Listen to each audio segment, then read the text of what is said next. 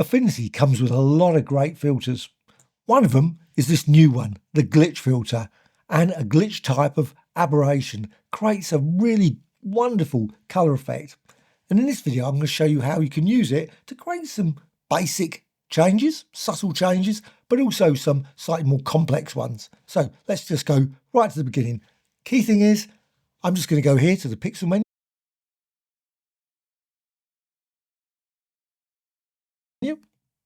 And then filters, and then down here to distort and glitch. Now, this is also available as a live non-destructive filter, but I'm just going to use it in the destructive approach.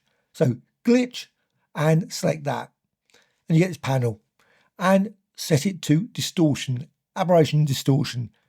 You can change the strength. Now, if you want very subtle effects, just say put it to 12%.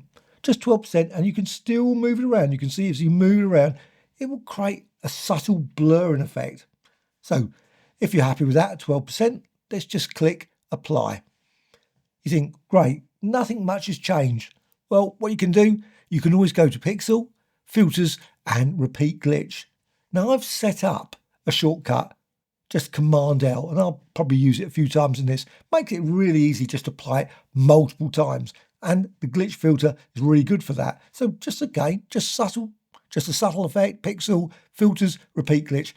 When you use the repeat, it just uses the same setting, the 12%, over and over again. But you can see now it creates a lovely slight blur, and you've got a bit of a line there appearing. When you go for like 2 or 3%, you can just subtly change it. You probably wouldn't notice it, but it does create a blurring effect. So let's just undo that. And I'm just going to go with this.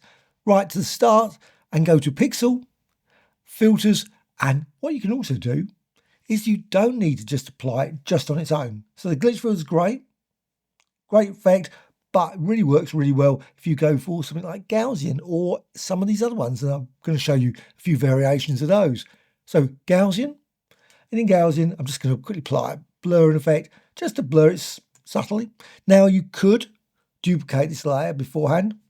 Just create two, obviously then you can blend the two, that's great as well, and click apply. Now I'm going to apply the aberration to this. So pixel and filters and down to distort and glitch. So in glitch, again, I'm going to put it to 100%. Obviously 100% is great because it just shows you more dramatically than just at 12%. You can also go the other way, minus 100%, so you can see, create some interest. Straight away you can see the effect of that. Just creates it much bigger. Also, there's an option here, bidirectional, which you can create some really unusual colour effects that way. There's also some other settings as well, you'll notice. Channel ordering. And you can change it. All it does is means it processes it, the red, the green, the blue. In this case, if you go for green, the red, blue, it does the green, red and blue in that order. Simple as that, but it just creates different things, so you can see the effect. You will get different colours if you change it to the other one, so blue, red, green. Now, in this image, there's not much blue, but you can see there's still an effect here with the red, all those kind of things, and red, blue, green, and you can see, again, different results there. But for this purpose of this video, I'm going to stick with red, green, and blue. And number of channels, you can just reduce it down if you just want to apply the effect just with the one channel, just do that, or 2 channels, and you can just set it to that. I'm surprised they didn't go for a drop down for that, but still they went for 3, 2 and 1. So I'm going to go with 3 and bidirectional and click apply. Now you've got this lovely blurring effect, and you can apply it again. So again, pixel, filters and repeat glitch. And you can see then you get that. And I'm going to use a shortcut, the Command or Control L. Of course, you can set your own one up, and you can see then you get this lovely sort of unusual sort of effect where it sort of just drags it off from that initial central point, because you can move the position, the origin point of the effect, but you get this lovely sort of leftover sort of image, obviously of Santa in this case, but it of course could be anything. It could be type, it could be shapes, it could be any kind of design. And I'm just going to undo now, just push this back. But again, you can go with this blur. You can also go to pixels, filters, and repeat glitch. Get that. And also another great thing to do is go to Pixel, Filters and Fade Glitch. So Fade Glitch, you can just see, it just goes between the two. You can see go backwards and forwards. So you might decide go with that one, or you could set it, say, to multiply or color burn. I think that creates great effect as well. You can see as you change that, it will create a slightly different result. And again, click apply. And then again, you can just repeat that. And again, you've got different effects using that. But as mentioned, there's other effects as well. Don't have to use that blur effect. You could use other blur effects. So pixel, filters, blur, and maybe go with this one, box blur. So box blur, and creates a subtle different. You can see as you do this, it gives a sort of boxy kind of effect. Click apply, and then use this glitch effect on that. So exactly the same as before, pixel, filters, and then down again to distort and glitch. And with this, just again set it to there, and so you've got all the other settings, bidirectional, you can see you get that. Again, don't need that. But as you move this around, you'll notice you get this weird sort of wobbly effect. Unfortunately, it's not recorded. It would be really good if you could actually record it. That would be a superb feature, a time-lapse feature, something that's missing, sadly, in Affinity. Okay, so you've got this distortion, but let's put this origin point here, just over here.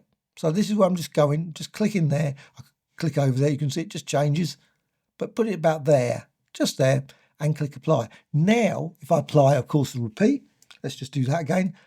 You can see now you get that bending effect just there.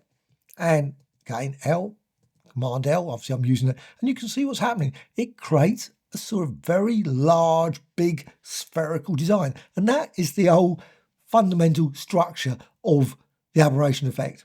It just creates this sphere. And you can see as you repeat it over and over again, you will sort of create that circle or sphere at that point. And of course, you can vary it. Don't have to repeat it. You could do it 3 or 4 times, maybe apply the circle in different places, and I can just undo. And this works really well if you've got, say, like pattern designs and things. You could do this with patterns. So any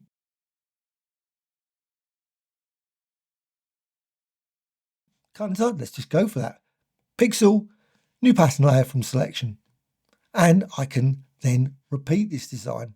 And you, of course, can use and create your own pattern designs. This is just for a quick purpose, just to show you this effect. Go to move. Now, I can't see my context toolbar, so view, context toolbar, and show. Now, oh, it's up the top this time. Now, if you want it, like I often do, I want it down there, see it here. So you can just double click and it will take it from there and put it down there. I prefer it down there. Okay, so set that to mirror. Once you've got that, I can, of course, apply the glitch effect to that as well. Now, because of the way it works, it will only be applied to this area, which is not what I want. I want it to be applied to the overall design. Well, how do I do that? Well, I need to go and rasterize it. So rasterize it, just go to Pixel, and then you can see you've got rasterize and rasterize. Just choose that. Now the layer can be manipulated. And exactly the same as before. Go to Pixel, Filters, and then you go down to Distort, and again Glitch. So in Glitch, now Glitch Strength, push that up again, and you can see then you've got that. It goes from the center. That's where it starts, right in that center. But you can see as I drag this around, like that, or up and down. You don't have to go, or diagonal. Doesn't matter. You could do the sort of sphere or aberration at any point. So let's just push this up here. And exactly the same as before with this design, Command L or Control L. And you can see now, again, you get this sphere effect. So you can create some different designs. You can create, like I say, different spheres in different places using this result, this filter effect.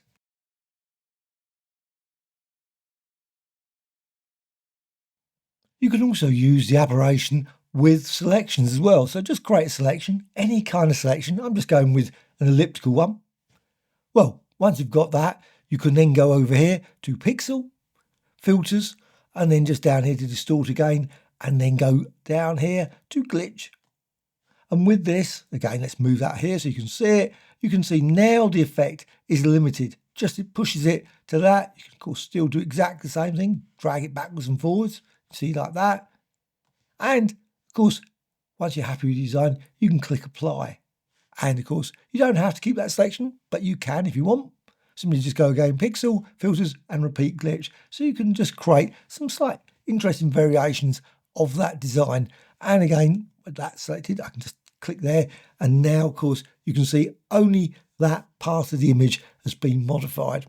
Hope you found this tutorial of interest. Any questions or thoughts, please let me know in the comments below. Bye.